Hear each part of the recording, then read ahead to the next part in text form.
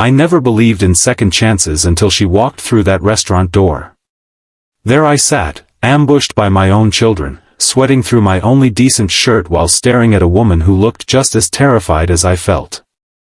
Little did I know that this prank orchestrated by my 12-year-old triplets would become the moment that saved us all.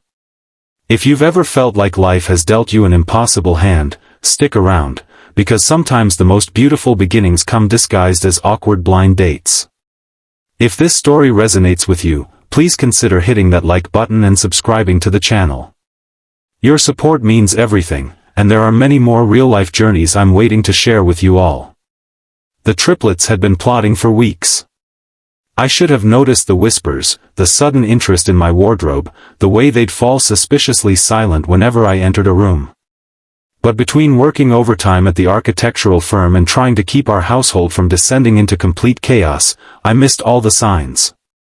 My name is Daniel Mercer, and for the past 5 years, I've been raising my triplets, Ellie, Max, and Zoe, alone after their mother walked out on us. She decided family life wasn't for her after all and left for California with her yoga instructor.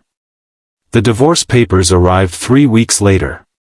The kids were 7 then, and I was 34, suddenly drowning in a sea of school lunches, soccer practices, and the crushing weight of being everything to 3 small humans who deserved so much more than a dad who had no idea what he was doing. That Friday started like any other. I was rushing around the kitchen, pouring cereal while simultaneously signing permission slips and trying to find Max's missing science project. "Dad, you need to be home by 6 tonight," Ellie said, her voice carrying that authoritative tone she'd inherited from her grandmother. "I've got that client meeting, remember? The Westbrook project? I'll probably be home around 8. The 3 of them exchanged glances. Zoe, always the quietest of the 3, spoke up. "You need to reschedule. It's important. More important than keeping a roof over our heads." I joked, but their serious expressions made me pause. "What's going on?" "Family emergency drill," Max said quickly. "Ms. Peterson said all families should have one." 6 o'clock. I sighed, already mentally rearranging my schedule. "Fine. I'll call Jim and push the meeting to lunch." Their triumphant smiles should have been my first warning. When I arrived home at 5:45, the house was suspiciously clean. The second warning. The triplets were dressed in what I recognized as their special occasion clothes. Third warning. "What's really going on?" I asked, setting down my briefcase. Ellie stepped forward, hands clasped in front of her like a tiny business executive. "Dad, we've been worried about you." "About me? Why?" "Because you're lonely," Zoe said softly. "And grumpy," Max added. "I am not grumpy," I protested, feeling immediately grumpy about being called grumpy. "You haven't gone on a date since Mom left," Ellie continued. "That's 5 years, Dad." 5 years. I felt my face heating up. "I've been busy raising you 3 monsters, in case you haven't noticed." "We noticed," Max said. "That's why we fixed it." A cold dread washed over me. "Fixed what, exactly?" "We found you a date," they announced in unison, with the kind of coordination they only managed when they were up to something particularly mischievous. "You what?" "Her name is Claire," Zoe said, her eyes bright with excitement. "She's meeting you at Salvatore's at 7 o'clock. Salvatore's was the only semi-fancy restaurant in our small town of Millfield. I hadn't been there since before the divorce. "This isn't happening," I said, running my hands through my hair. "You can't just, who even is this person?" "How did you?" "She's Ms. Peterson's friend," Ellie explained. "We told Ms. Peterson you were really sad and lonely." "I am not sad and lonely." "And she said her friend Claire was also sad and lonely." "Great, so she's a pity date," I groaned. "She's a widow," Zoe said quietly. "Her husband died 3 years ago. She has a daughter in our grade, Lily.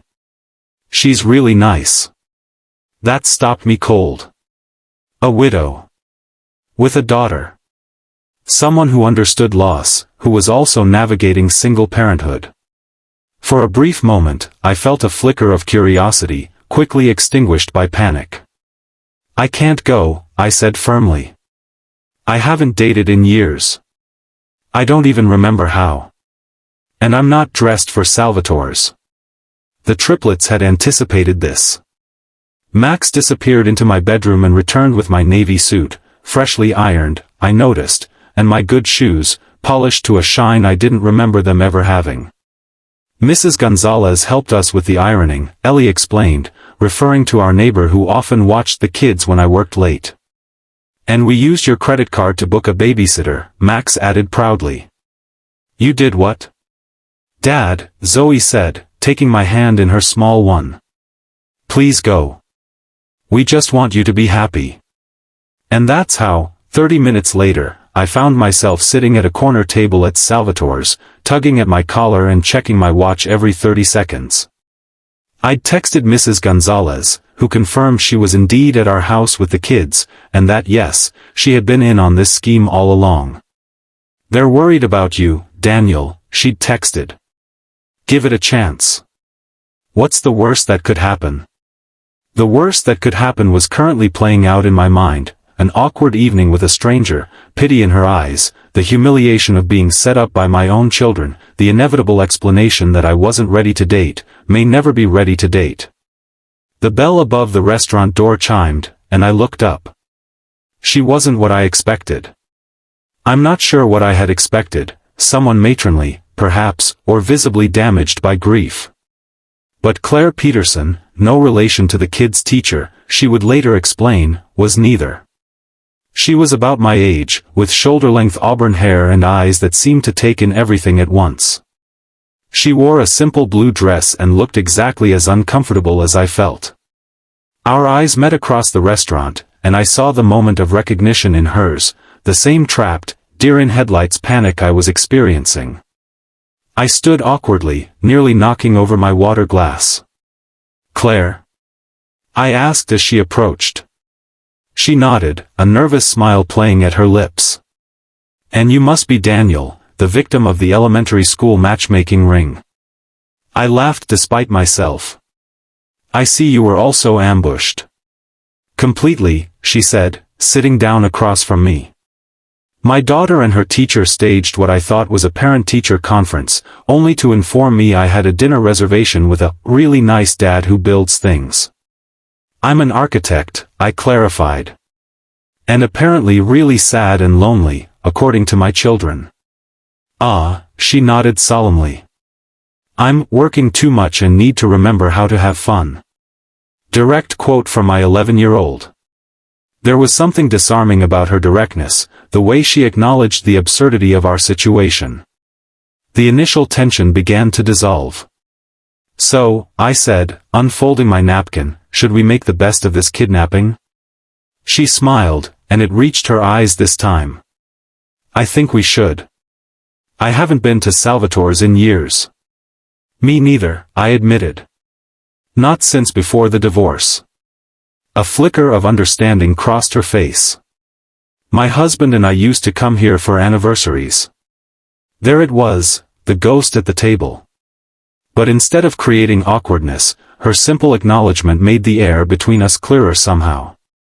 I'm sorry about your husband, I said quietly. I'm sorry about your marriage, she replied, without a trace of pity. We ordered wine, then pasta. She told me about her husband, Michael, a firefighter who died in a warehouse collapse. I told her about Jessica, who decided family life was too constraining for her free spirit. We talked about the challenges of raising children alone, the impossible balance of work and home, the moments of doubt that kept us awake at night. The hardest part, Claire said, twirling pasta around her fork, is knowing Lily only gets one parent's perspective on everything. There are days I worry I'm not enough. Every day, I agreed.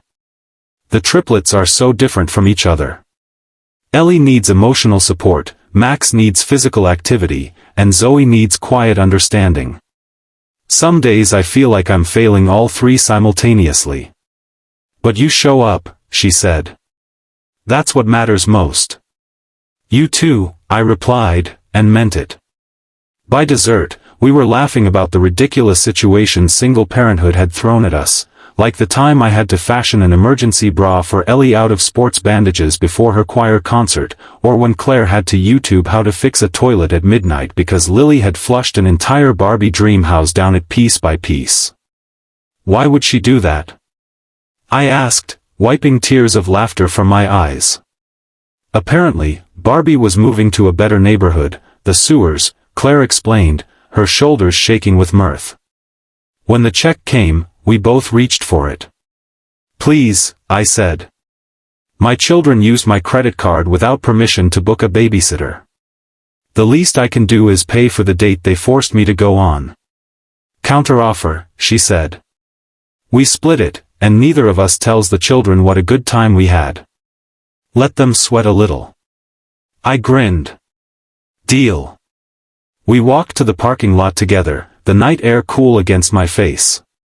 There was a moment of awkwardness as we reached her car, the traditional end-of-date uncertainty amplified by our unusual circumstances. So, I said, hands in my pockets. So, she echoed, keys jingling in her hand. This was not terrible, she suggested with a small smile. Not terrible at all, I agreed. In fact, it was the most not terrible evening I've had in a very long time. She laughed, the sound bright in the quiet parking lot. High praise indeed. Would it be okay if I called you? I asked, surprising myself with my boldness. Not because our children think we should, but because I'd like to. She looked at me for a long moment, and I saw a complex calculation happening behind her eyes, the same one I'd been making all evening. The weighing of risk against possibility, of past against future. I'd like that, she finally said. I drove home with the windows down, feeling lighter than I had in years. The house was quiet when I arrived, the triplets pretending to be asleep but betrayed by the sliver of light under their bedroom doors. Nice try, I called out. Family meeting in the living room, now. They emerged sheepishly, still in their clothes, clearly having waited up for my return. Mrs. Gonzalez smiled knowingly as she gathered her things to leave. So? Ellie demanded once we were alone. How was it? I crossed my arms, trying to look stern. What you three did was completely inappropriate. You invaded my privacy, you spent money without permission, and you meddled in my personal life. Their faces fell in perfect synchronization. However, I continued, unable to maintain the facade, Claire seems like a very nice person. Their expressions transformed instantly. Are you going to see her again? Max asked eagerly. Did you kiss her? Ellie wanted to know. Is she going to be our new mom? Zoe whispered. Whoa, slow down, I laughed. It was one dinner. And no, I didn't kiss her, and no one is becoming anyone's new mom. But I might call her sometime. They exchanged triumphant glances. But, I added firmly, no more meddling. No more schemes. No more using my credit card. Deal? Deal, they chorused, with the kind of immediate agreement that made me instantly suspicious. The next morning, I found a handwritten note slipped under our front door. It was from Claire. Dear matchmaking victim, it read. In case you were wondering, Lily grilled me for a full hour last night. I maintained a poker face, but full disclosure, I told her you seemed nice enough. If you're still interested in that phone call, here's my number. No pressure, no expectations. Just two single parents navigating uncharted waters. Claire. I smiled, tucking the note into my pocket. Later that day, I called her. We talked for 2 hours, about everything and nothing. We agreed to meet again the following weekend, a proper date this time, one we chose ourselves. That was 6 months ago. Since then, Claire has become a steady presence in our lives.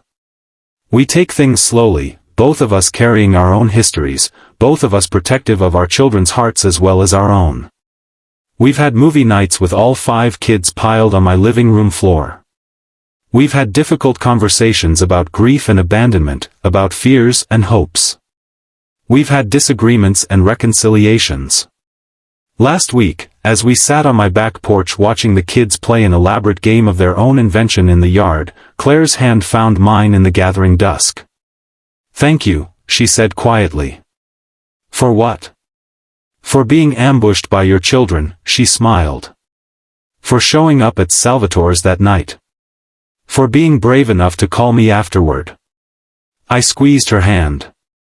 "I think the triplets deserve the credit.